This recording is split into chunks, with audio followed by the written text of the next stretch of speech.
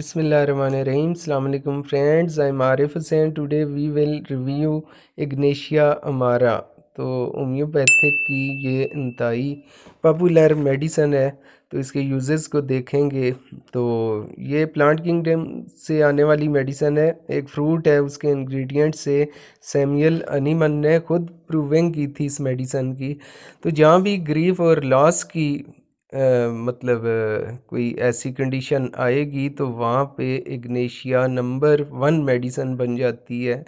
जैसे कि किसी को कोई ऐसा सडनली कोई न्यूज़ मिली, कोई लॉस ऐसा हुआ, किसी का कोई रिलेशनशिप ब्रेकअप भी हो सकता है, किसी हस्बैंड वाइफ का जैसे डेथ हो सकती है किसी की, तो फैमिली में किसी और की भी। तो उसके बाद जो ग्रीफ की सिचुएशन आती है, तो उससे क्योर करने के लिए, उससे निकालने के लिए ये मेडिसन नंबर 1 बन जाती है। उसके अलावा भी इसके काफ़ी और इसमें कंट्रडिक्शन जो है ना वो बना रहता है, मीन के अनएक्सपेक्टेड कुछ भी ऐसा।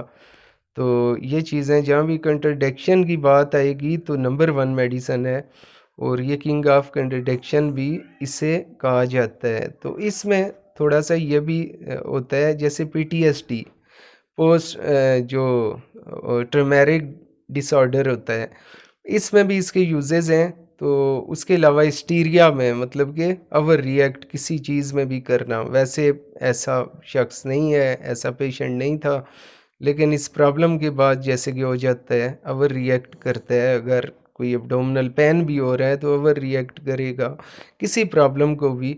तो इन चीज़ों में भी इसके यूज़ हैं। और बाइपोलर डिसऑर्डर, जैसे कोई शख्स थोड़ी देर के लिए हंस रहा है फिर रोने लग जाए, तो ये इन कंडीशन में भी ये मेडिसन नंबर 1 मेडिसन है। और इंटर रिलेटेड जो मेडिसन्स हैं इसमें आएंगी, एसिड फास है, नेट्रम्योर है, औरम मेटेलिकम है। तो वो फिर स्टेज के हिसाब से उनके यूज़ हैं। ये तो सडनली कोई ऐसा कुछ हुआ, तो उसके बाद जो भी प्रॉब्लम या कोई ऐसा ट्रॉमा होता है तो उसको ठीक करने के लिए इग्नेशिया मेडिसन है। कोई सो नहीं पा रहा या किसी ऐसे इंसिडेंट के बाद, तो उसको ठीक करने के लिए ये मेडिसिन होती है। लेकिन अगर क्रोनिक हो जाए, कोई 5 साल 10 साल पुरानी बात है, उसके बाद फिज़िकली कुछ प्रॉब्लम्स आ गई, कुछ वो डिज़ीज़ बन गई या ऐसी बात है, उसके पीछे जो काज़ है वो यही है, किसी ग्रीफ़ का, किसी लॉस का, उसमें बिज़नेस लॉस भी हो सकता है। तो इन चीज़ों में आप जब क्रोनिक हो जाएगा तो फिर नेट्रम्योर है, अगर वो इसको ठीक करेगी। लेकिन अगर और थोड़ा डब में चला गया, इंडिफरेंस हो गया फैमिली से, मतलब अपने फ्रेंड से और सब से, तो फिर वहाँ पे मेडिसिन आएगी एसिड फास। एसिड फास के बाद एक कंडीशन आ जाती है, कोई इस हद तक चला जाता है, उसमें ड्यूरेशन नहीं है, कोई 10 साल बाद ही आएगा। ऐसी कंडीशन में कि उसे सुसाइडल जो थॉट्स हैं इस तरह बन रहे हैं, तो उसको ठीक करती है औरम मेटेलिकम। तो इस तरह स्टेज के हिसाब से ट्रीटमेंट होता है। तो बाइपोलर डिसऑर्डर या हिस्टीरिया ये भी डिस्कस हो गया, या एंटर रेमेटेड फीवर जो होता है, ऐसा बुखार जो ठंड के साथ शुरू होता है, और उसमें पेशेंट को पहले जो है वो प्यास लग रही होती है, लेकिन जब फीवर आ जाता है तो उसके बाद उसे प्यास बिल्कुल नहीं लगती। एक इंट्रोडक्शन तो इसमें बनी ही रहती है इस मेडिसिन में।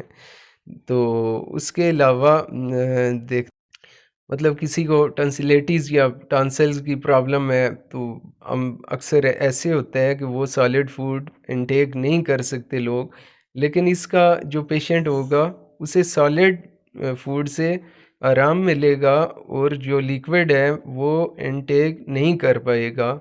तो इस तरह की अगर प्रॉब्लम आती है तो उसमें भी इसका बहुत अच्छा यूज़ है। तो शॉर्टली अगर बात करें तो ये ग्रीफ़ की जो है ना बहुत बड़ी मेडिसिन है डिसअपॉइंटमेंट की। उसमें कोई ब्रेकअप हो सकता है, कोई इस तरह कोई ऐसा लॉस, वो किसी टाइप का भी हो सकता है जो आपको ग्रीफ में ले जाए, दुख में ले जाए, और उससे बाद आपको कोई फिज़िकली प्रॉब्लम्स आ जाएं या आप कि नींद में मसाइल आएँ या आप इंडिफरेंस हो जाएँ, तो उसके लिए नंबर 1 मेडिसिन है इग्नेशिया अमारा। तो thank you so much for watching. अगर वीडियो अच्छी लगी हो तो लाइक कीजिए, सब्सक्राइब कीजिए और दोस्तों के साथ भी शेयर करें। मिलते हैं नेक्स्ट किसी मेडिसिन के रिव्यू में। अल्लाह हाफ़िज़।